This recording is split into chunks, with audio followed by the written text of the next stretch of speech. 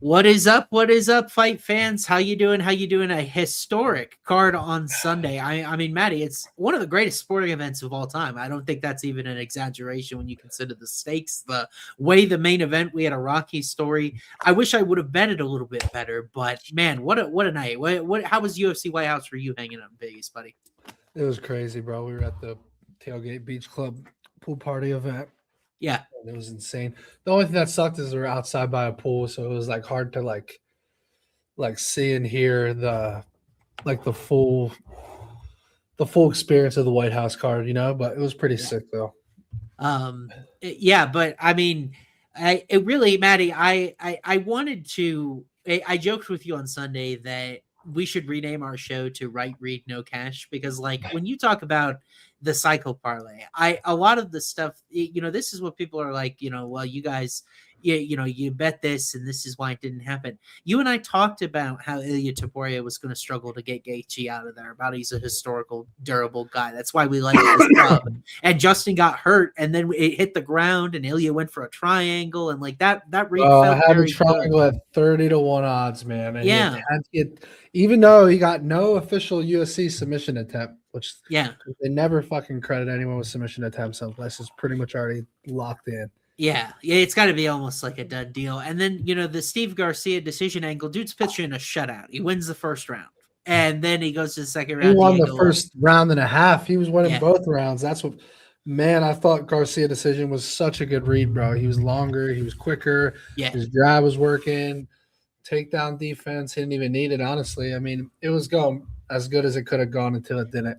Yeah, a lot of unhappy fight fans because we had Ilya lose, we had Alex Pereira lose, we had Josh Hokett win, which a lot of people probably weren't super excited about. But like you and I are generally Hokett guys, I think mostly for the what he does inside the octagon. But it was a great card. I mean, a lot of ramifications around it, but we always kind of look forward here, and we will do just that. We have 12 fights on UFC Vegas 119. We got Manel Kape, Kyoji Horiguchi in the main event flyweight. That is a banger with two of the best really in the pound for pound rankings in UFC when you look over it. A lot of prospects on this card that we'll sort through, especially through the prelims. So what are your overall thoughts on the card, man? My overall thoughts is I'm so exhausted. I just got home yesterday that I barely even looked at this card. So you're going to have to carry, bro. I know about 5 fights on this card, and that's it. There's probably going to be at least 3 or 4 fights that I don't have shit for you guys on. So someone sent me a screen cap on X. We had someone going ballistic about how terrible an idea it is that I might have to carry because I'm like the worst UFC bettor in the world, even though I'm up 40 units this year. So I just hit the ban button. See, unfortunately, when Jake, our producer, isn't here, I have the ban button in my hands, and that's really bad news if you're going to be a troll. So, all right, why don't we dive in here? We'll take a look at some of these fights, and we'll talk about the little bit of research that I've done this week as well and get through it together.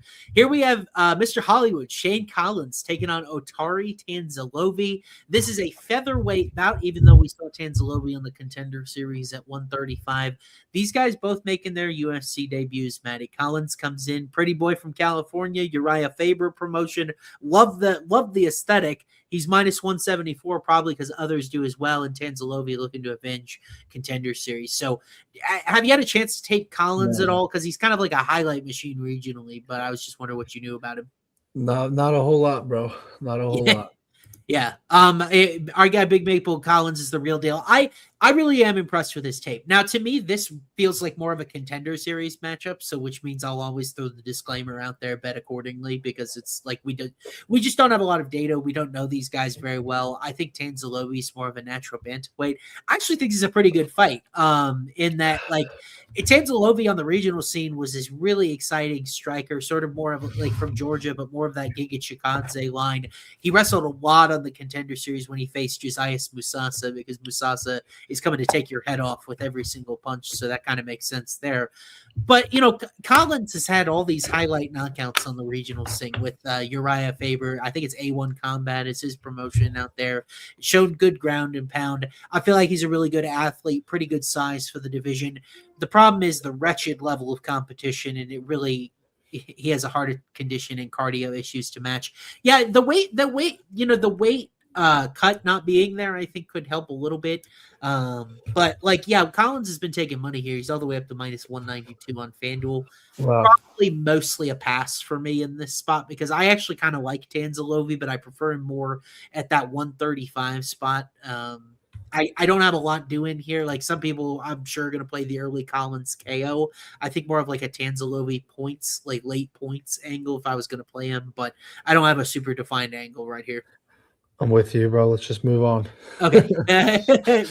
Matty's been on one too many red eyes. I'm ready to get out. And by the way, here in my hometown, bro, it feels like 118 degrees out here. I have no maybe we have someone checking in from Phoenix. I don't know how you guys do it. I feel like I'm about to die of heat exhaustion. But we by the way, if you send your super chats in, we'll get to them at the end of the show. Matty will stake $50. I gotta be honest, so you guys aren't hitting like Matty puts them in every week. We gotta hit. And, we want to brag on one of you guys, but you're not doing much better.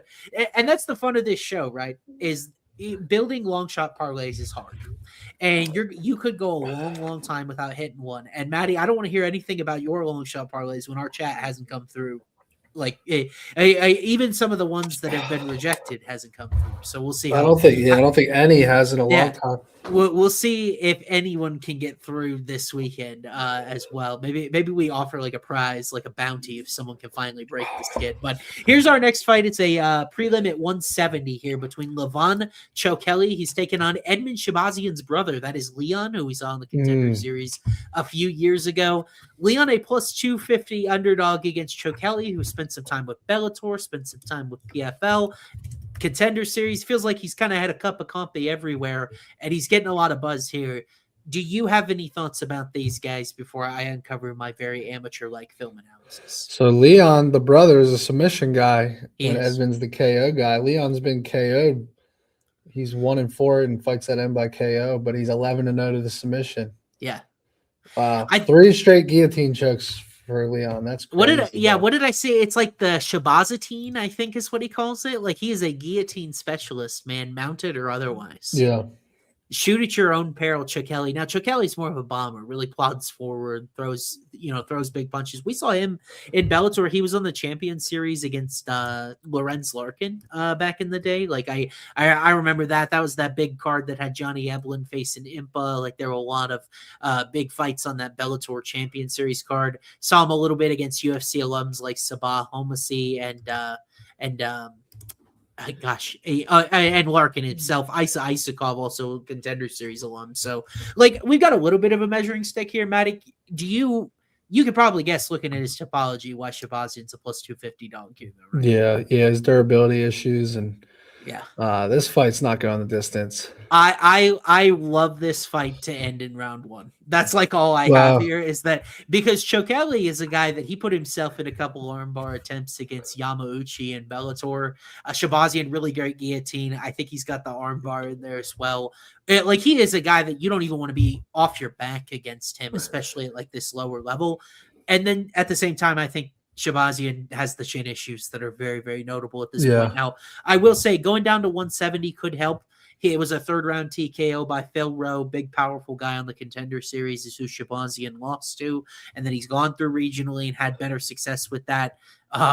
It'd be interesting. I bet Chokeli knockdown here would be like minus 150, in which case, like, I understand him being favored. But I'm telling you, this could be one of those meme fights, bro, where Chokeli hurts Shabazian early and then gets like tapped off of his back. This is a weird fight. I think it's a regional level fight. I like really, really early violence here, but I haven't yet picked who I'm going to end up playing from it. I guess I got to see how the props look. Could be like Mikhail Ozachuk versus Kevin Holland. Yeah.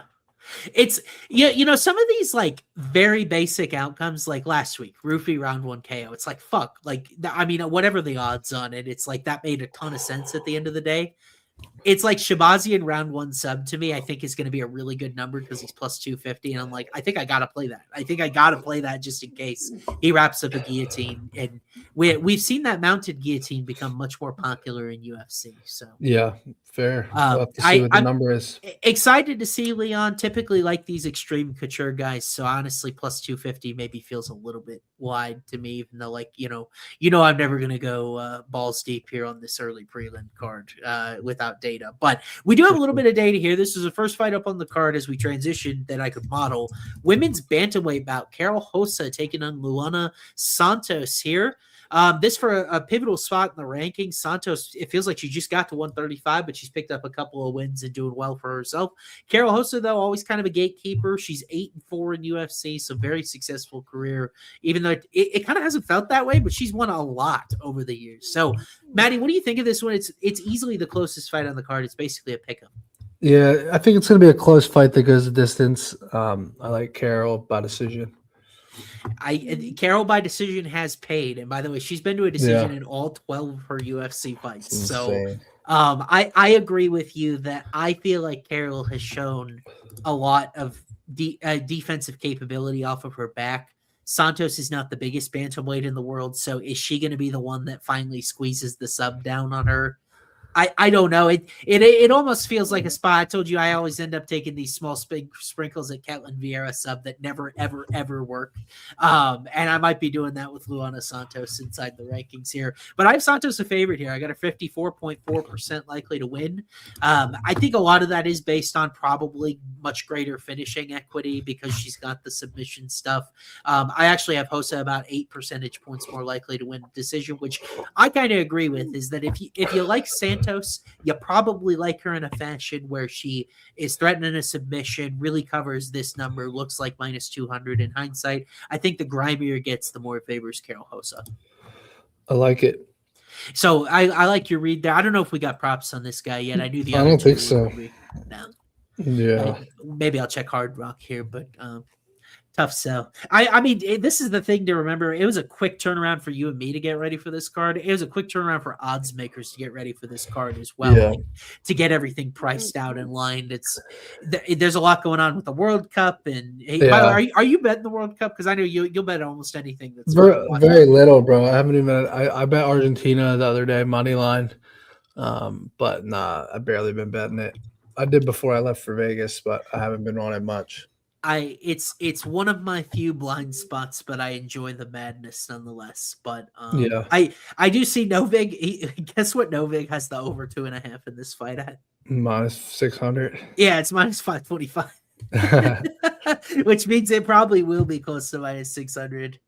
Goes the distance isn't even priced yet. So like at that point, Santos sub is going to be 8-1, and I've got it like 4-1. Shit, I think I'm gonna have to lose a little bit of money on Luana Santos, but that's my thing. But then when it hits, I feel so good. But we'll move on here. We got a featherweight battle with. Can I say friend of the show? We had Michael Aswell Jr. on our show. I love saying friend of the show if we can get it, and I like watching Michael Aswell Jr. fight as well. He's taking on Gaston Bolaños here in a fight that it feels like could be a striker's delight. Both these guys would prefer to bang it out on the feet. Yeah. I think sneaky fight of the night contender here, Matty. But our guy Michael, minus 430 to get it done. So I imagine he'll be in a parlay or two this weekend. Do you like Michael here, and how? Yeah, I do. I think 2-3 KO is the move here, bro. Maybe he wins a decision, but I like Aswell late. I mean, he is a mounting storm. I mean, my median significant strikes projection for him is 87.5 this week. I mean, it is gigantic. And my DFS projections come into home a fight tomorrow. So I had a little tidbit in there. I have Aswell finish around like 37%. I have Bolaños at 3.5%, which kind of is, I think, why the money line looks this way. The question then becomes, like, if it's a fight that goes the distance, Aswell's been in a lot of these close barn burners that kind of haven't gone his way. I don't know if he's a guy that carries a ton of power. So do you feel like he laps Gaston with the volume? I think it's very possible. So like I haven't decided here. Of course, model has Aswell minus 165, so it says you should probably bet Bolaños at this number.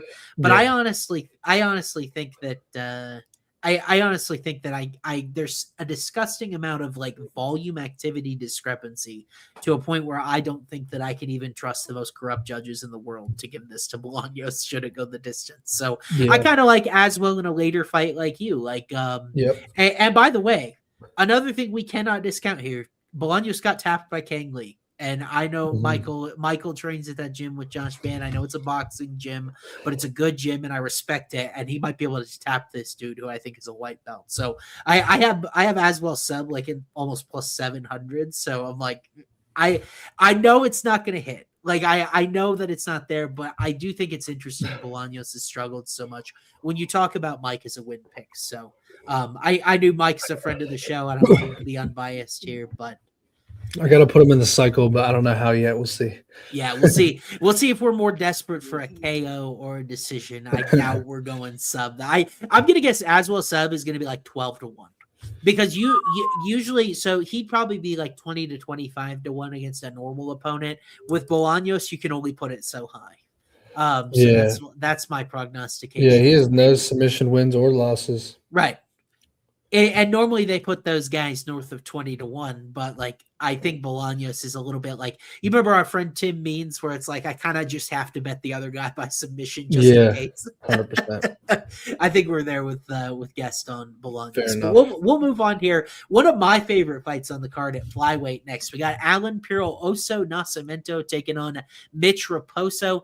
Mitch Raposo surprised me a little bit from the New England cartel. He's been really competitive in Yeah. there with Andre Lima, Sumu Darji, and it's going to be another killer in there with Nascimento, who's won 4 of his 5 starts. So what do you think about this matchup before I get to the model results I've got for it? I think you got to take a dog shot here on Mitch. I think Mitch by decision is going to make a ton of sense depending on the price. I'm probably going to be on board. I have Raposo decision plus 226. It's probably going to be at least 250 or 300. Yeah. Yeah. I just don't think Mitch has a lot of finishing equity. So if you like him, I would take points. You know what I mean? And I mean, Nascimento's so durable, but he was getting boxed up by Durden, though. You think so? I thought he was winning the stand-up in that fight.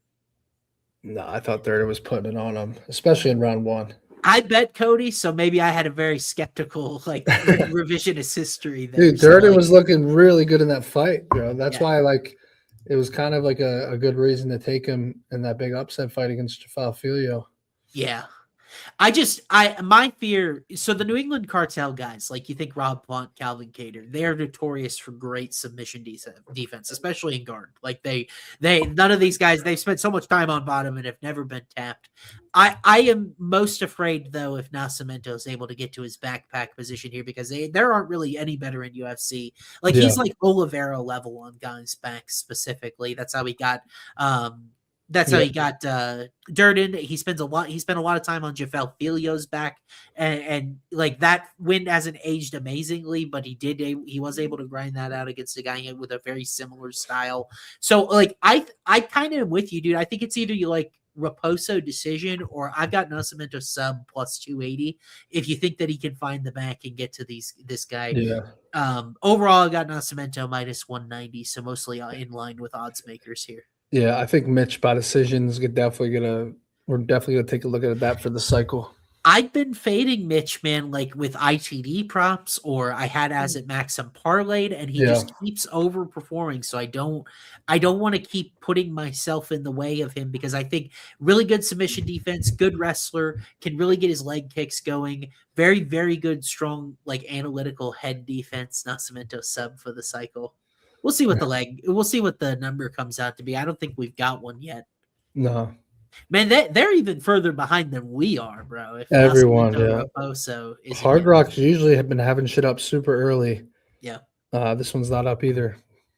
I'm taking a look. See, over 2.5 minus 178 on Novig. That's probably a really good sign for Mitch.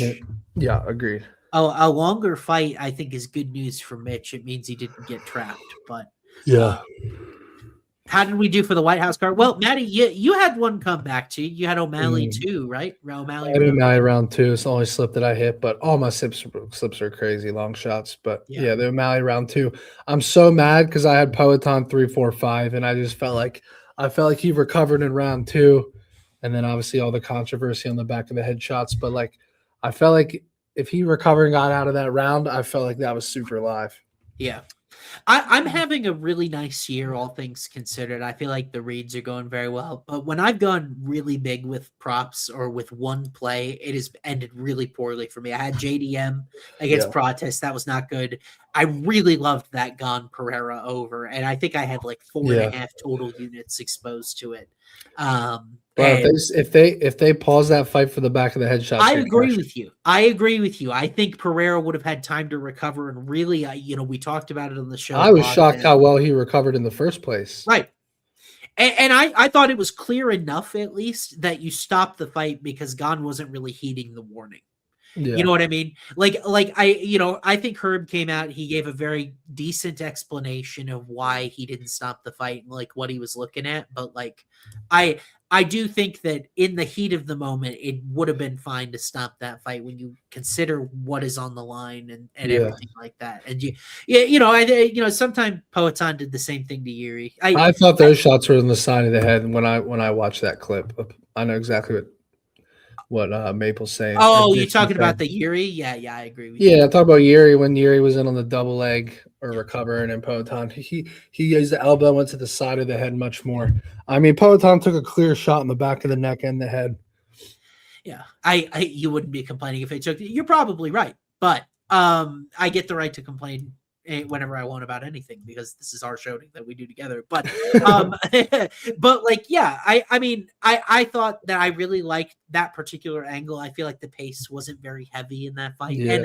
And by the way, like we talked about it last week, Cyril Gahn is just I mean, he's really, really good. And I didn't give him much of a shot in the first Aspinall fight, but the longer you see how his footwork keeps him at exactly the range he wants to operate, that's a tough fight for Tom. Yeah. And like I was just so super impressed with him, but not as much some of the other squash matches. But we'll move on here in the interest of time. Let's take a look at this women's bantamweight match between Bia Mesquita. She's taking on Melissa Mullins. Matty, I'm going to talk you into Old Faithful in this fight as we have the Lady Goat, the Brazilian Jiu-Jitsu queen from Brazil, taking on the English 2-2 fighter in UFC. It feels sort of like a stepping stone for Mesquita as she's still rounding out this MMA skill set, Matty. But are there pitfalls that Mullins can throw at her? Do you think this is her toughest matchup? She's cooked, bro. Bia's gonna kill this girl. Take every dollar you have and take inside the distance and just call it a day. Cause that KO is gonna be live as fuck, by the way. Bia Mesquita by ground and pound is gonna be super live. By the way, if you're doing super chat parlays, we're going to read them all at the end of the show. But Matty, I'll shout this out. I don't even know who that is, but did he stop by the pool on Sunday? Yes. Little Effie Bear. I'm pulling up so. Shout out for pulling up there. But I agree with you, man. And like, you know what I love after the body shot and some of the durability issues Mullins has had thus far in UFC? I played the Mesquita KO against Montse Rendon. She dropped her on the feet. Oh, yeah. We saw the ground and pound against Alex Siva. I think I'm going to keep going back to the well and playing this Mesquita KO. I know too. I had in her last fight. It should have fucking hit. I think so. She dropped her on the feet, Matty. It's as good as it gets. I mean, Mesquita's going to get this ground and pound TKO this time, bro. It's got to be good plus money too. Yeah. Has Mullins ever been tapped as a pro? No, that's another reason. Yeah. I would have assumed so. She's officially listed as a brown belt, but like she's a ground operated fighter. I feel like everyone's going to be all over the sub. But the thing that Mesquita, obviously the jiu-jitsu comes into play, but we've seen a lot of jiu-jitsu guys and girls alike fail in UFC. Her physicality to me is what really stands out, and that she's got power in her hands. She's got really good, like she's able to get a hold of the lower half of some of the women she's facing and just dump them right over because she's very strong for the weight class. She got tapped. That's a good comment. Yeah, she did get tapped early in a grappling match. Well, I mean, above all here, I'm going to have Mesquita in my CLV parlay that I do. I've been waiting just to size it up, like exactly what the other legs are going to be. I agree with you, Matty. I would make her minus 1,200 here. So I actually don't think the money line is bad value. I mean, the finish is probably going to be minus 450. Right. In which case it is possible, I guess, that Mullins could ride it out. But to me, this is a spot where I actually don't hate a lofty money line, which is usually not a position that I'm in. Yeah, that's fair. But we say this all the time, instincts or sub. You can go in with the game plan that you want. Like, I thought she was going to get the KO against Rendon when she dropped her. And then, of course, Rendon was able to stumble and recover. But Yeah. I definitely think you and I are on the same page. I get to talk you into that angle, which doesn't seem. We're going to start hitting a bunch of these in a row, and maybe it'll be this weekend. But first, I want to remind you guys of the guys that keep the lights on here at Home of Fight. That this show is brought to you by Home of Fight Picks. Nolan and Hayden heating up just like my state as we get through the summer here. Look at these metrics from these boys through 2024, 2025. Both of them now positive in 2026 as well. That's what happens when you're a long-term winner, man. If they're down, they ain't going to stay down for long because they're true pros that keep the lights on for us. You can visit winnable.com/HOF picks or visit Home of Fight Picks on Instagram. He gets 7 days free through code HOF. I'll be honest with you. Our producer Jake isn't here, so I dropped the ball. We're also brought to you by Novig. You see the blue logo up in the corner there. Matty lives in Florida. I live in Texas. We can bet cycle parlays through Novig. Oh, wow. Did we just get a line? What's BFKO? Plus 450, bro. Ooh, that's sexy. Maybe we can bet it on Novig. So how about that for a shout out? Yeah. Use code FIGHT. You deposit $5. You get $50 to play with first time you deposit with that code. So make sure to go through and do that. And of course, we have collectibles by Repacks by Collectibles, excuse me. The Home of Fight plaques. Everybody can't get enough of them, Matty. I told you, I said whatever I get from the pack, I'm just shipping here. 2 weeks ago on this show, I pulled that Matt Steamroller Frivola card. There it sits right in front of you. It's a PSA 10 for Steamroller. I need him to rack up a couple of W's and bump up the value of this card for me. But that's the coolest stuff that we have there as well. So let's move up onto the main card here. And we are going to – okay, good. We got it all over here. The main card here starts with Vinicius Oliveira taking on Andre Fili. We got a lot of 145ers on this main card. This is the first of them because – Vinicius is moving up in weight. Had the Mario Bautista main event that did not go his way. We always have known he's a massive tank for that 135 division. So moving up, definitely probably the right call here against Andre Fili, a veteran that you and I have had a lot of exposure to and against over the years. So I'm curious what you think about this fight, bud, because Oliveira here minus 310 on FanDuel, all the way up that's there. insane. So it is really big. My initial read was Andre Fili at a dog shot, but like thinking more and more about this fight, like Vinicius might be way better up a weight class, bro. He might have a better gas tank. He might be stronger, more filled out. He might not, he might not gas as badly. It's just so tough. I mean, Fili, it's kind of a sell high spot on Fili though. Everyone had everyone had Delgado by finish. I feel like the whole world bet that, and it felt so free. Yeah, and then Fili looked really, really solid in it. Split decision loss. I don't know. I mean, is this a fight that Oliveira could actually get a sub in? Felix gives up his neck sometimes. He does. But I feel like we got to see what that prop's gonna look like here. But my initial read was the Andre Fili side. I am a little back and forth with it just because it's at 45 though. Yeah. I was pretty surprised to be so convincing in Vinicius's direction. I've got him minus 208 here, dude, but I forgot some of the crazy analytics that he put up in the competition he did it against, facing Said Nurmagomedov, facing Kyler Phillips, facing Ricky Simone, Bernardo Sopai. That was 4 fights in a row before the Bautista setback. And you and I are Mario guys. I think he's a top 5 guy in the division, like skill wise. Like he's right there. If he's not top 5, he's like 6 or so. And probably still doesn't get the credit he deserves because of the Jose Aldo fight. But I agree with you, man. It's kind of crazy to think what Oliveira with cardio could potentially look like. Sometimes guys have bad cuts, they have bad game plans, and it looked like he didn't have anything for Bautista in particular. But I feel like I can trust him against this high level competition he's faced. He beat up Kyler Phillips worse than Charles Rodin did. And Charles Rodin's a guy that's moving toward the rankings. And like I agree with you that Fili's a guy that you can never get too comfortable with because we've seen his chin crack in spots. It made us think Joe Anderson Brito was a knockout king, but that was just Fili's chin, which we've seen pop up a couple of times. Danny Ige got him. You said he likes to stick his neck out there. I don't always know if he sticks to his wrestling when he should. Like, I could absolutely see him being a dog, making this competitive. It goes longer in the fight. Or I could also see Oliveira finding a finish. We got ends in split decision. We'll see when it comes up. But I don't know. I kind of like Vinicius here. Like, looking at my model reading, looking at him moving up in some of his body of work, I just think that he's the better guy and certainly a little bit younger as well. Yeah, that's fair. I'm just going to check the total on Novig because they're way ahead of everyone else this week. Over 2.5 minus 115. So about to pick them. Wow. Yeah, it's tough, bro. I think inside the distance favors Vinicius a lot. Yeah, I agree with that. So Andre will be bigger though. It is always the risk moving up in weight. Like I talked about. I don't think he'll be much. I don't think he'll be bigger. He's a little taller, but I don't think he's gonna be more filled out. I think Vinicius is gonna look pretty big at featherweight. Yeah. Oh wow, I'm surprised it's plus 550 for a split decision because I called Feely the split decision king. He's had 1, 2, 3, 4 of them in his last 8 fights.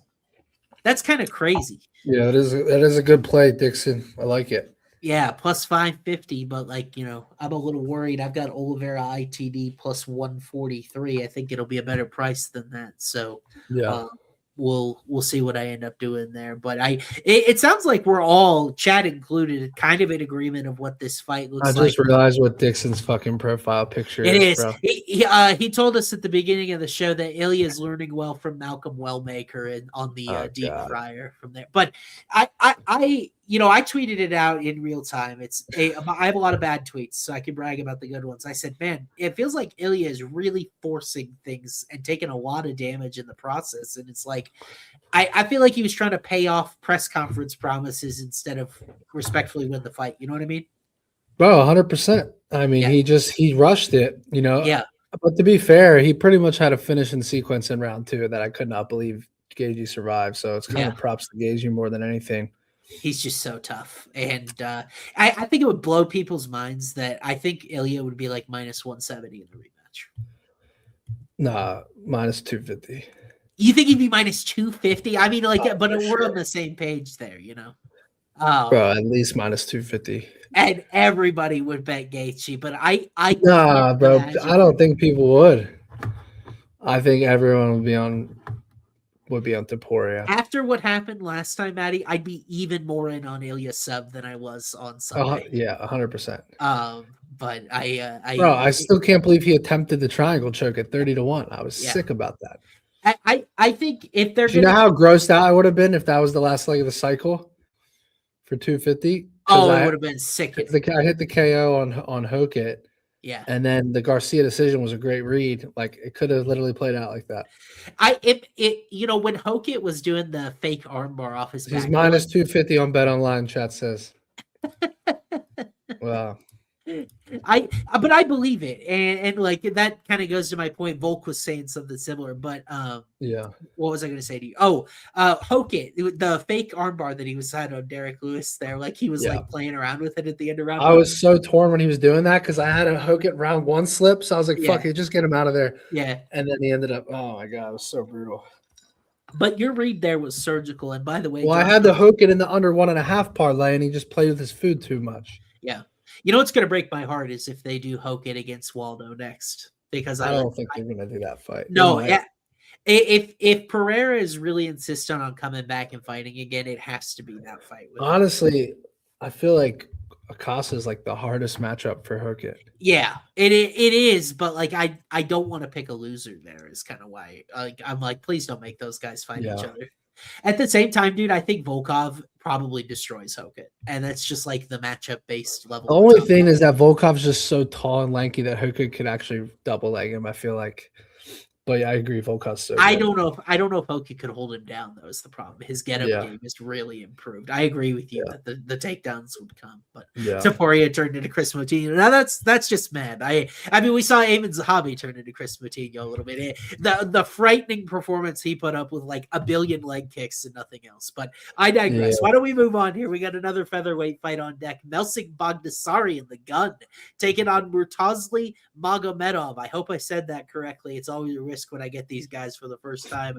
Melsik coming back off that loss to John Silva. I believe that was the last time we saw him. It was a vicious round 1 KO. Magomedov making his debut off the Contender Series. And it kind of felt to me a little bit like a setup spot. He had Zurcher. He was a massive favorite in that fight, round 1 knockout. So we didn't really learn a lot, but now he's minus 310. Has the beard, has the name. I get it. So what do you think of this matchup, buddy? I think Melsik's going to get finished and get put away. Yeah. I think Magomedov's the real deal. I think he puts away Melsik by round 2. Yeah, my concern as it was going into the John Silva fight is anytime Melsik has had to assume bottom position or had a guy on his back, it did not end well. He got tapped the minute he slipped against Josh Killiabow. And then you look at Melsik had a lot of injuries. He had this long layoff. It was over 2 years between when he fought John Silva and Tucker Lutz. Dude, look at his level of competition. He had Lutz, he had Bruno Souza, Colin Anglin, Dennis Bazookia by decision. These are not guys that are UFC level. And so it's like now he's going up in there against a really highly touted prospect, a guy that they basically handed a free pass off the Contender Series. Like I'm looking for underdogs on this card. It's a little curious to me this line isn't bigger because Bogdasarian is still a pretty special striker, but Yeah. I just fear for him in the very first grappling exchange. Yeah. I wonder what that sub price is. Yeah, Chat, I imagine ITD is probably going to be around even money, maybe sub in that area of like plus 200 or so, if I had to guess. Mm-hmm. Yeah, I mean, Magomedov could shit him though too, bro. 5 KOs, 5 submissions. Yeah, I bet you that KO price is gonna be nice. I do respect Bogdasarian as a striker. Plus striking accuracy 59% and defense 56%. Very good striking success rate of plus 1.9. The competition will always leave something to be desired, but yeah, I don't necessarily think the John Silva performance is indicative of that because there's a lot of guys John Silva would put out in the first round because he's really, really fucking good. You know what I mean? Yeah, I agree. So it's like I really do probably prefer the grappling angle there. It's a little interesting this fight's on the main card because Magomedov might not be super entertaining, but I guess we'll see. We shall see. All right, we'll move forward. Probably not a cycle leg there. We'll see if we've got one in this next fight up at flyweight. We got Andre Lima taking on Kevin Borjas, El Gallo Negro from Peru. We definitely have the wrong odds there because the biggest favorite on the card this weekend is Andre Lima. He's minus 650, Matty. And this is above all, this is the fight I wanted to talk to you about tonight. Because what do you think love this fight, bro. What do you think of that with Lima at minus 650? It feels big. It is big, and I've been waiting for a spot for I take Kevin by KO. Yeah. The problem is I think Lima's sub is going to be one of the better plays of the card, bro. Oh, okay, interesting. I love a rear naked choke here from Andre Lima. I love this fight to go under. Is it a 1.5 line or 2.5? I will double check with our friends. I bet you it might even be 1.5 here. It's okay. Over 2.5 is minus 130. I think that under is a dinner, dude. Oh my fucking god, that's my favorite play of the card at an under. By far my favorite play of the card. You can give me under 1.5 or under 2.5 at that price. Novig right now, fight doesn't go the distance, is minus 125. Bro, I'm hammering it. Yeah, I know you've liked Kevin Borjas. I've got Lima sub plus 333. So with that total, it might be playable, like relatively so. Yeah. I mean, I've got Lima the biggest dog or biggest favorite on the card myself. I've got him minus 324, which is a lot of conviction for me. Borjas just hasn't been putting a lot of positive efforts together, but you look, he dropped Seminole Rodriguez twice. Like, I really feel like he's had to face some of the toughest competition possible. I agree. He's better than his record for sure. Absolutely. The Lima by sub plus 375, Borjas by KO plus 800. Lima round 2, I like that at plus 425. Yeah.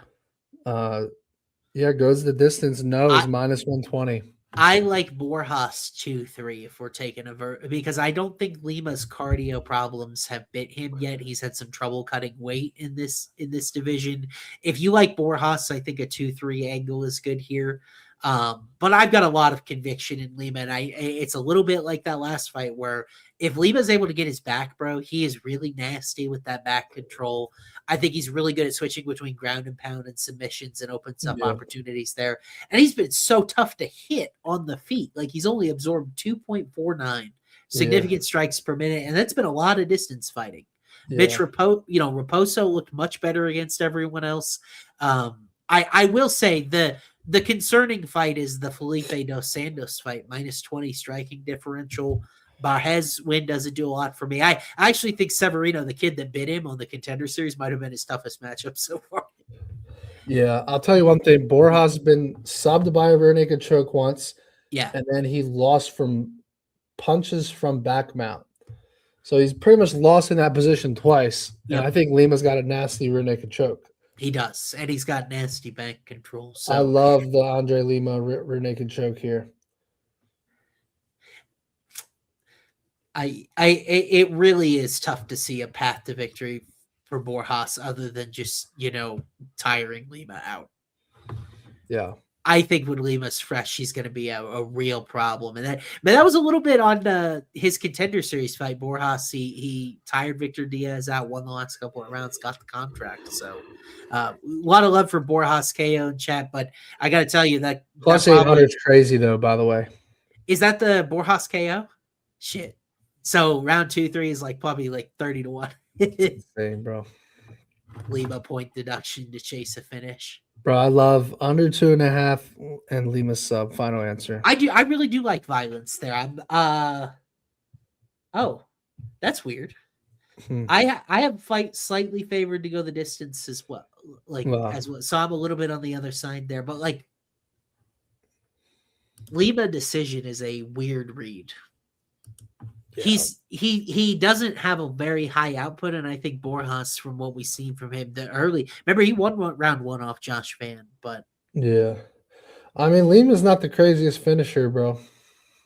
No, 6 finishes, 4 decision wins. Yeah, Lima. That's why Lima decision would be ugly, bro. Now I'm starting to see it in my head. Fuck, let's just move on. I got Lima decision plus 156, so. Yeah. It's always good to talk through these because I'm with you. I'm like, oh man, all those finishing chances minus 125, and you think through it, you're like, man, Borjas is a pretty durable guy. Lima's not very high output. I think you're mostly afraid of the sub danger with Lima, which is very fair. Yeah. So I guess we'll have to look at some numbers and see what makes sense there. But all right, let's move on. We got, again, I told you, another 145 fight. We got Haider Emil taking on Christian Rodriguez here. Hurricane Haider is back, hoping for a better effort than getting how long was his last fight against Delgado fight was 26 seconds. He went the distance with Jamal Emmers. Really had trouble with takedowns in that fight. Christian Rodriguez is very good at takedowns, which is probably why he's favored here. He's minus 180 according to odds makers. Matty, what do you think of this fight between Haider and C-Rod here? I'm not ready to make C-Rod this big of a favorite, bro. Yeah. I'm really not. I'm seeing a lot of love for him. I'm just not ready to write Haider Emil off yet. I still think he's very dangerous, and I still think he could find C-Rod's chin. I know C-Rod's very durable, but I don't know. I almost feel like this is a really good buy low spot on Haider Emil. It's my favorite. Dixon pointed out my favorite angle in this fight. I got Haider decision plus 270. I love that read here, dude. Haider decision. C-Rod's very, very durable. Hard guy to put out. He got caught in, I think, Julian Arosa's guillotine. Yeah. But that's not really Haider's game. Haider's a guy that I had a stomach ulcer that almost gave him cancer in his last fight. That's why he gassed, and he says he got everything cleared up. Very, very interesting. I mean, Haider's a guy. This is a good comment as well. C-Rod is a dog. It's like Justin Gaethje, bro. Or Justin Gaethje, you just bet him as a dog every time. But you bet Rodriguez as a dog against the prospect hype trains. He did it to Simon. He did it to Bashi. He did it to Dolgarian. He did it to Rosas Jr. But crazy. Against these vets, dude, he lost to Andre Fili. And I feel like Emil can actually push a better pace than that. You know what win of Haider Emil's I respect so much? The William Gomi win. Because it's really hard to not only make Gomi entertaining, but also to land offense against him. And Emil landed, I think it was over 100. Yeah, he landed 115 significant strikes on Gomi, which is unheard of in this division. And I think if he is at a spot where he's able to stuff some of the takedowns, Rodriguez is not the biggest guy at 145. I said I was looking for dogs on this card. Haider Emil is one of my favorites. Is Haider Emil the biggest puncher that C-Rod's ever faced? Because this could be the first time C-Rod gets KO'd, bro. Yeah, because Melk isn't a much of a puncher. He's more of a flashy strike type of guy. He's not a lot of power. It's like he fought Dolgarian, Bashi, Cameron Simon. He hasn't fought any huge punchers. He fought a lot of grapplers. Yeah. A lot of prospects. In general, I think of Emil as more of a building storm type of guy. Knockdown rate is not super high. It's 0.32%. So, I don't think he's a one-hitter quitter type of guy, but maybe a 2-3 KO angle It is. It's a lot of. This is a good comment. Short range punches. It is a lot of short range boxing stuff for Emil. At the same time, dude, I can just see like C-Rod covering up against the fence just because he's a little bit gassed from trying to wrestle and Emil pouring it on late. But overall model, I guess likes decision. I've got it 58.7% likely. But anytime I project a guy with 12 more median significant strikes in a decision in a fight that I think is a little longer, I really like. A Emil decision was one of the legs I was going to kind of throw your way for a potential cycle leg, but I don't know how you feel about it. I'll pass just because, you're afraid of the KO? I am. I'm afraid of the KO. I think his money line is a better bet than decision. But I like the money line price. And it's getting better. It's up all the way up to like plus 155. So I'll just keep waiting. I'm with it. I'm always down to fade CLV, but we'll look up here. We got the co-main event, man. This show has flown by, and it's a very good thing for Matty and I's eyelids. Yeah, I'm exhausted, bro. But we will get through it, and we will also get through this fight because it's a fun one to talk about. Navajo Sterling taking on Iwan Cutelaba at light heavyweight. Sterling, big time prospect from City Kickboxing, undefeated. Probably looked the best he ever has against Bruno Lopez in his last fight. Could say the same about Iwan, though. He submitted Umar C. Both guys' stock is high right now. It is very high. And so this is kind of a showdown right outside the rankings. And Navajo is a minus 350 favorite, kind of has that shiny undefeated record. But what do you think about this matchup, bro? Yeah, I think Cutelaba is just like, I think that's more of just a fraud check on Ian Cutelaba or on Umar C than it is on Cutelaba. Sure. But I mean, Cutelaba has proven a lot. He's won 3 of his last 4. He's looked pretty good overall. I just think Sterling's the real deal. So I think Sterling should be able to get a finish here, maybe like a round 2 TKO.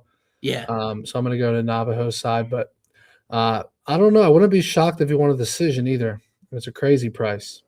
Yeah, I actually have. So I got KO plus 252, decision plus 350. These are my numbers. And then sub plus 708 for Navajo.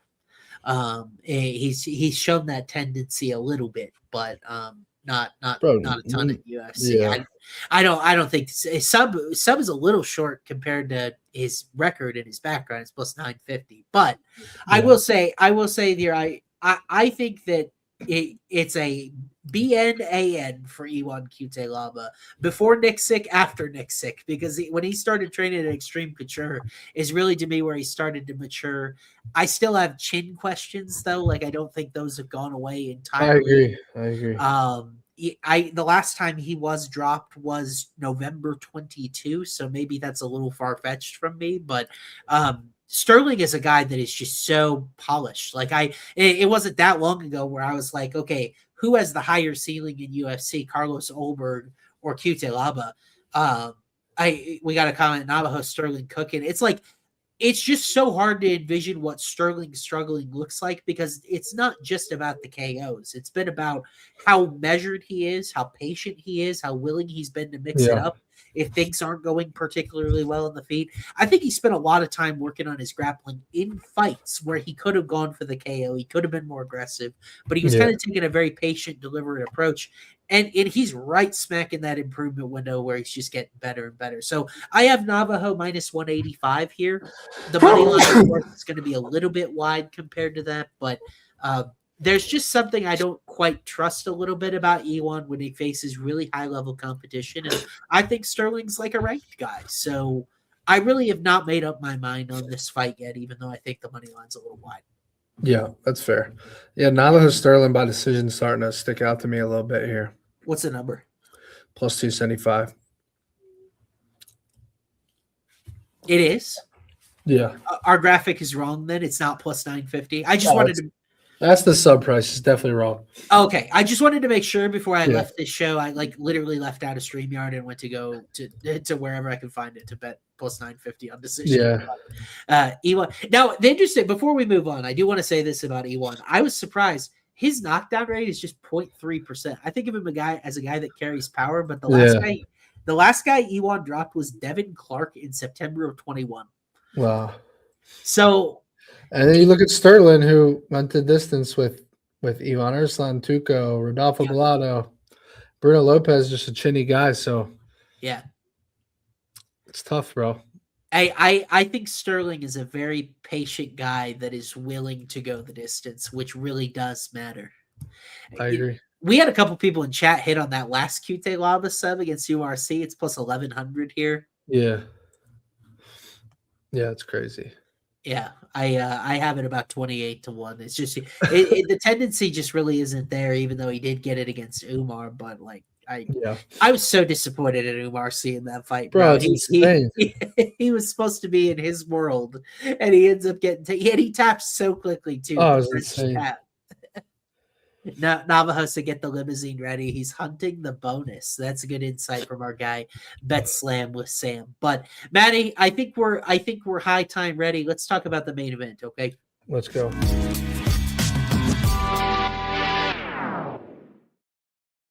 All right, so we got Manel Kopp taking on your guy, your boy. Can I go your boy with Kyoji Horiguchi because I love Kyoji. Yeah, he's the GOAT. And this is actually the second time these guys fought. They fought in Risen. I'm pretty sure Horiguchi won the first fight. I should know that. Yeah, he did. He won.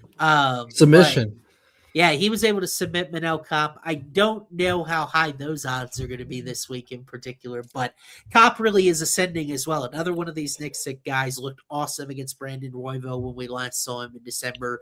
Feels like a title eliminator here at 125. So what do you think in this high stakes matchup, man?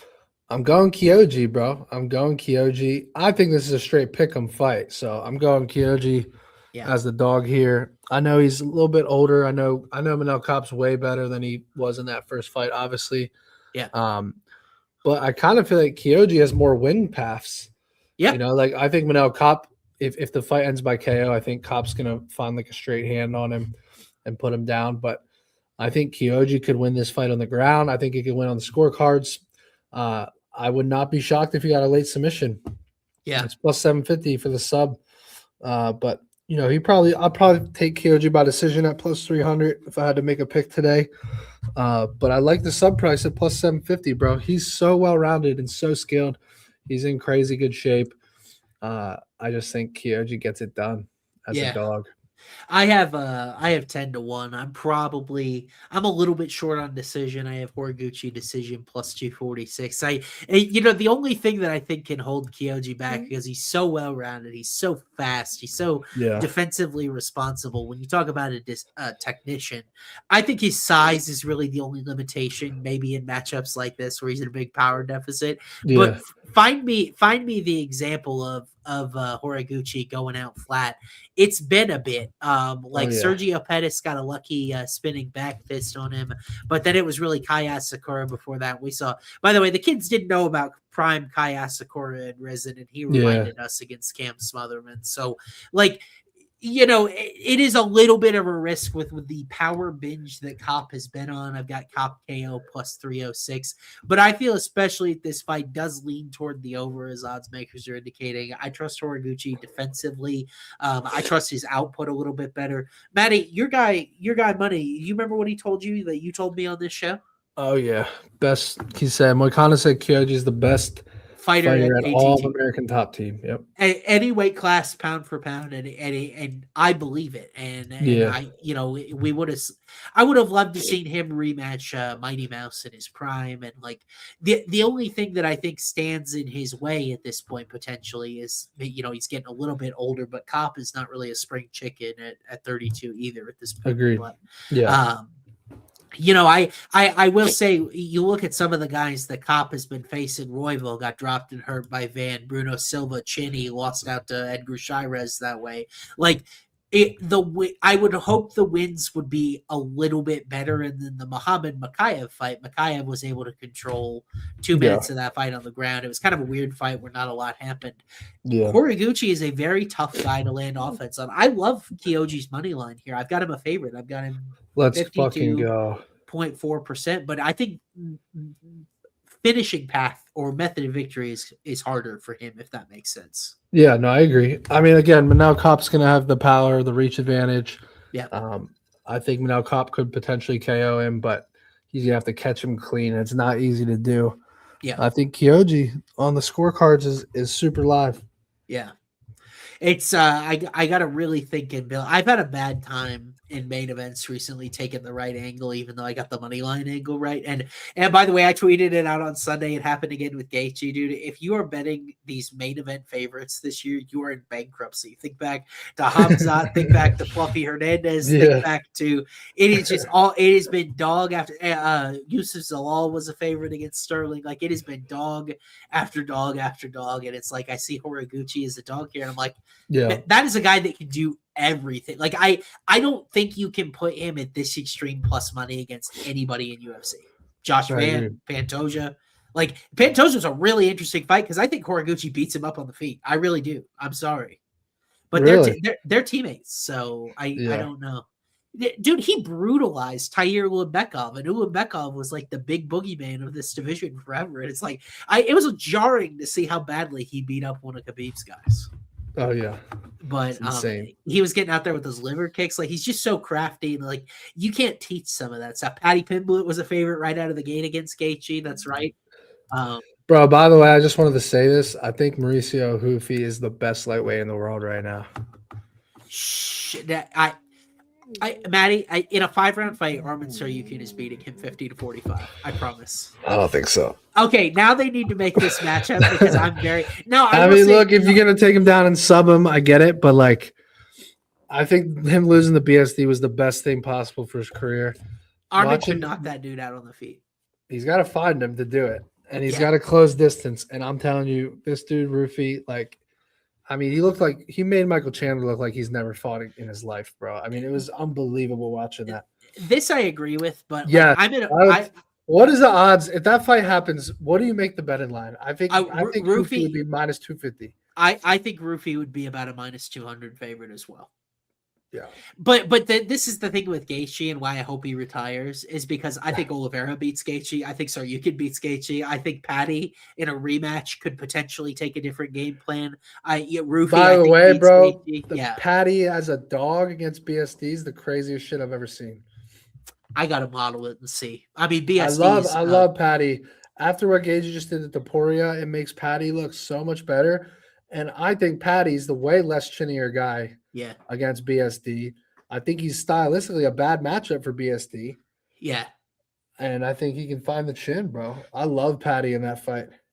I gotta see. I do want to model it, but at first glance when we talk about Paddy in that matchup, what concerns me is how willing he is to concede forward pressure.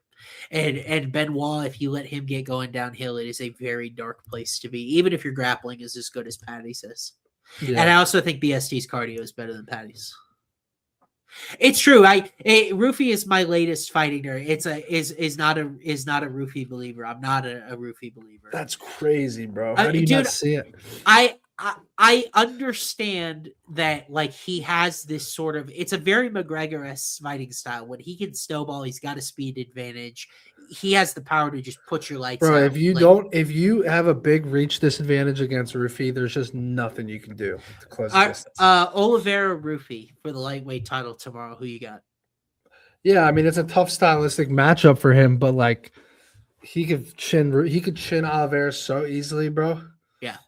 I mean, he really could chin him so easily. Like, obviously, if Oliveira gets his back, you're gonna hate yourself having a Rufy ticket. That's a very much of a given. I do love Rufy training with Volk because the distance management that Volk is a master of distance management, and so if Rufy's gonna fight with his style, there's nobody better in the world to learn from. Bro, Rufy is so good; it is ridiculous. I feel like but then again, this is where you've one-upped me about this because you were right about Protest too, and I was like very skeptical and like I still think Protest has trouble with some of those power wrestler matchups. I'd still take Protest over Islam. I'd take Protest over Gary in a rematch. Protest versus Morales would be interesting to me, but can I be honest with you? I would bet Protest against Islam with you. I think the number would be good enough. Oh yeah, but plus 220 or something. And honestly, Protest is one of the most popular fighters in UFC right now. What are we waiting for? Like, I mean, I guess Ian Gary might be next in line, but they just announced it. Yeah, I feel Gary like I give Protest a better chance against Islam than Gary, and I might bet Gary. Well, yeah, I think Prates just has the more finishing upside, but he can put anybody's lights up. Oh, look, dude, we did have these in here because Jake's the goat. So, all right, why don't we gotta rip some cards today, bro. Hold on, bro. We gotta pick a super chat. All right, let's go. Okay, so before we leave you guys out, you guys have been crushing in the super chat game. We appreciate that. Geez, do we really have this many? My goodness. Okay, so here's number one, Matty. Manel Cop decision, Sterling KO, Magomed sub. Here we go. Nope. Our guy Big Maple, who's been a monopoly on this stuff. We got Raposo decision, QT. Save that one. Save that one for sure. Okay. Magomedov sub 1, Mosquito sub 2, Aswell KO 3. No, only because I want to play Mosquito KO. Okay. Aswell KO, Magomedov sub. Save that one too. Save that. Do you like this better than the other one? It's close. Keep going. Okay. This is okay. Magomedov sub, Raposo. No cop KO. Emil decision, Oliveira KO, Magomedov sub. It's 43-1 on Novik. How is that already on Novik? You guys are bringing some heat today. I actually like some of these. Save that one too. It comes down to 3 different ones. Is there any more? We appreciate the support. Just a free donation. We didn't get anything. Be a sub. That's not bad either. Be a sub, Oliveira KO, Navajo decision, and then Aswell KO, Lima sub, Raposo. Holy fuck! Give me that right now. Give me. You like that one a lot? Fucking now. It says 60-1. So give me that right now. Sign me the fuck up. I just got some energy from that. Washington Bulldog Dad, you're on the board. I'm gonna keep going here. Is that really 60-1 though? I guess we'll have to find out. Go back to it. I mean, so Aswell KO, do we even have it on the board anywhere? Hold on. I think some of these guys are building based off of like offshore sites, so we're gonna have to see how it gets what it becomes on shore. But I really fucking like that. Like that might actually be my cycle. I might take Aswell out of my actual cycle, but I love the sub and decision leg.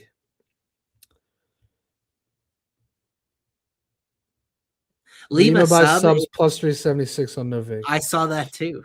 I can't parlay these right now. Novik is not letting me, but we can see. We will pick one and then we'll place it when we've got it. Everyone's just put that one in Telegram for me or screenshot that one. Okay, I will. But yeah, that's the one. I'm gonna rock with it. Okay, well, so Washington Bulldog Dad, you are king of the hill, man. You guys brought some heat today. We appreciate all of your support, and we will absolutely. Big Maple says he's seeing plus 47.50 on that wherever he can get it. So we'll see where it comes in onshore, but we'll see it as well. Plus 150. Aswell just texted me, by the way. Yeah, what did he say? I can't say, bro. Okay, all right. We got confidential information that Maddie's going to use to his benefit. He said bet the round 3 submission. No, I'm kidding. Model dome. No, okay, all right. Why don't we? We'll move on here. Let's build some parlays.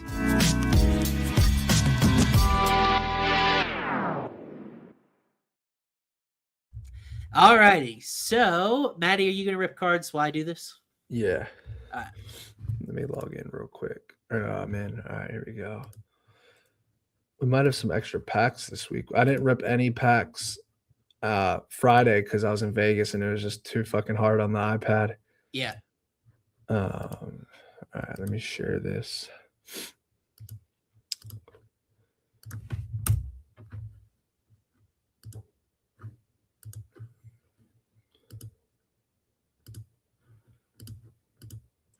Here we go. Ooh, we got 5 gold packs. Let's rip. Guys, comment your collectibles username in the chat. I'm going to pick some people for some $60 packs and some 150 packs today. Let's see how many we have. Oh, my God. We got 12 fucking $60 packs, boys. We're about to rip like crazy. I'm ripping myself a 150 first because I'm itching. We need that protest card. We need that protest I'm itching right now. Let me see if it's right here or not. Nope. All right, hold on. Bro, I'm still waiting. I just shipped a bunch of cards, so I should have them very soon. Oh, hell yeah. You're gonna have like 8 different cards I just shipped in. All right. I'm ripping myself a 150 right now. Possibility. Here are the updated chase cards. Are some of them on the 60? There's a 150. Bro, some of these. Okay, there's the 60. All right, 150. Let's go. Come on, bro. I'm so fucking due. You're gonna.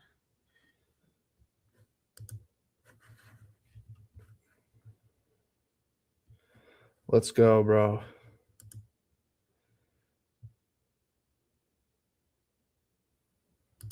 What do we got? What do we got? Thiago Santos being Ouch. PSA 10. Ouch. I'm dumping it. I'm dumping it. I'm dumping it. Maheta, bro. I'll take an $80 loss and just get $75 back. Not a fan of Maheta, huh? Dang, that's a really good price for. Did anyone comment some usernames? We did. We got. How about I haven't seen this one on. Oh my god, we have so many of them in here. JV's up first. JV 3002. Haven't seen that one on there yet, so we got him in there. All right, let's go JV. We want to spread the love.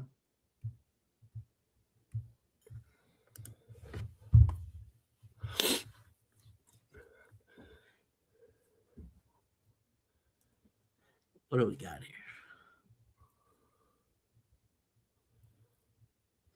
Tai Tuivasa. PSA 10. That's actually a sick card, bro. Yeah, that is, and it looks like a sick card, like with the arc Who's on he there. fighting? I can't even see who that is. I can't see who it is either.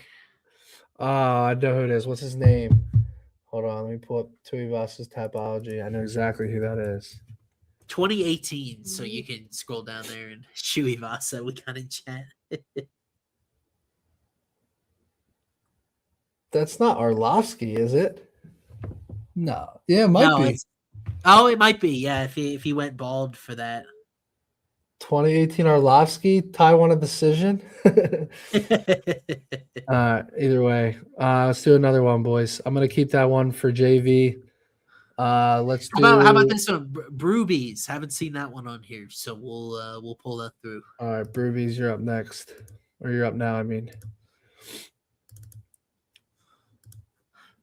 Eileen Perez twerking. There, by the way, there's the updated potential hits I was looking for. Did you guys see this fucking Dang, card? those are nice ones. That's the Dana White Max Holloway dual signed, right? Bro, look at that bad boy. Yeah, that's crazy. It's a $5,500 card. How do I? There we go. All right. The Michael Morales card's sick too. Some of these money lines are so good on Novig compared to like market. Yeah. It's sort of incentivizing me to chase some of these big favorites, bro. All right, here we go. Who's this for, Austin? It's our guy Brewbies here. Rubies. Don't know what that's supposed to be a play on. Come on. Oh, Mateus Nicolau PSA 10. That's my guy, bro. That's a good $60. Good pull for a $60 card, bro. It's a $90 card. Mateus Nicolau is my guy. All right, let's do one more. Let me pick one. Prop Father, I got you, bro. I got you. Prop Father, you're up. Wow, he threw in a super chat, said bless me. Yeah. Everyone was rooting for Prop Father as well. $2 investment for $60. Smart man. Yeah, you bet.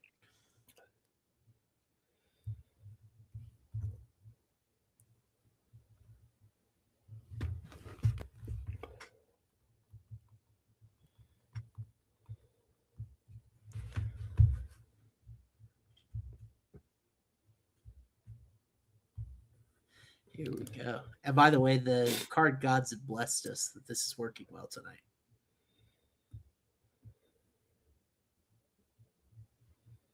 Mateus Nicolau had a Jason Witt type chin.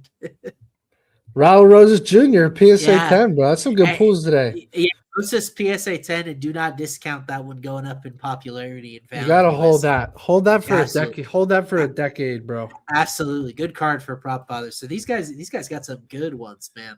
Yeah, it's pretty good. We'll call it after that one, boys. Yeah, that's a lot. I wanted to get your thoughts on. I have a diabolical safe parlay for you. All available on Novig. I almost felt obligated to throw Michael Aswell money line in there against model recommendation. Guys, the website, if you guys want to pull your own cards, is homofightcards.com. Yeah. Go check that out. You can buy a $60 pack or a $150, okay. and you can sell the card back instantly if you don't like it, or you can ship it to yourself, or you can hold it on your online vault. Yeah. Afraid to jump into the Rippins game. Make an account, Blackout Bob, make an account, and we'll rip you a card next week if you make an account. Matty will give you a sample for sure. We read all the super chats, Gabby. We did it at the end of the show. Yeah, we did everything at the end of the show. Use Novig. I believe Novig's about to be in New York. I'm pretty sure because they just got the what's it called? The license for whatever it's called. I forget the name of this. All right, Matty. We're looking to get back on the horse. Unfortunately, Paragon did not start round 3. Yeah, so that brutal. was 13. So we're down to 13 of 20 since you and I have been doing it. By the way, 20 back all the way. Here's what I got for you. Can you take the one fight to not go the distance? Which fight? I'm trying to remember what we both liked. So here's what I've got. I've got Magomedov money line. Facing Bogdasarian, and I felt like Melsix just had all these layoffs. He's just not in a good place. Mosquito money line, and then I like Shabazian Chokeli under 1.5.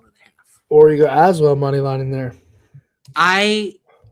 Model doesn't like, and if I'm gonna have it, I might as well listen to it. Yeah. By the way, Loner Kavanaugh's minus 213 over Brandon Royval, bro. That feels free. Wow. There's a big faith in Lonnie, but I agree with you. He's so good, bro. Yeah, he's just such a tough guy to beat. But, I mean, Brandon Royval's going to get tagged like crazy in that fight unless he grapples him up. I really hope Brandon's chin didn't crack because he was a good time for a long time. Also on Novig right now, you got Holloway at minus 312. You got Patty at plus 140. And you got Corey Sandhagen at minus 170 over Mario Bautista. Bro, Bautista has a plus 130 dog. I love Corey Sandhagen, but that's something to look at. Oh, I mistyped the safe parlay. It's been that kind of day, brother. Yeah. I hold on, guys. That's obviously you can't have two fighters money lines, so that's not the safe parlay. We have Magomedov money line. We got Mosquito money line. I'm throwing that in there just because in case of the decision. And then we got Shabazian Chokeli under 1.5. That's the under the violence there. Probably is Chokeli round 1 KO, but I don't want to believe it. I'd like to see Edmund's brother get back on the horse, but so that's the safe parlay this week. Plus 125 right on Novig, so you don't even have to shop around. You can just use a friend of the show. Matty, good show today. I think we've got some cooking in the lab to do behind the scenes. We got Aswell KO decision. We got Lima decision sub. Like we got some things to decide and some executive decisions to make, but you will have the cycle parlay by Friday. By Friday for sure. By Friday. And I will have my prelims primer on Hobo Fight, my DFS projections. If you like playing prize picks, underdog, those will drop tomorrow on hobofight.com, as well as I'll full previews throughout the weekend on my Twitter, Swaim3. So lots of good stuff from both of us. We appreciate you guys in your community. We have over $1,100. We just gave away 3 $60 cards, and they all were better than any of the ones I've ever drawn before. So we love to give you guys back to you guys. You're the best community in the world. We got a play for USA money line on Friday. We can definitely get behind that. It's been a patriotic week with the USA in a lot of different ways. But thank you guys so much for tuning in. I believe we got a fight next week, if I'm not mistaken. It's not International Fight Week yet, is it? Hell no. It's because I can't go back to Vegas that quickly. Yeah. UFC Baku. We got Rafael Fiziev, Manuel Torres in the main event. That is a banger. Bro, give me Manuel. And we got Shara Bullet and Michelle Pereira in the co-main. So it's some absolute bangers on deck for next week. It'll be a fun show to preview. Until then, though, we'll be back. I appreciate you guys. This is an hour later than normal. I had something come up, but you guys moved it back. We'll be at our normal time, most likely, 9 o'clock Eastern next week. Appreciate you guys tuning in. But until then, have a great week. Hope all your bets cash, and we'll see you. Peace out, everybody.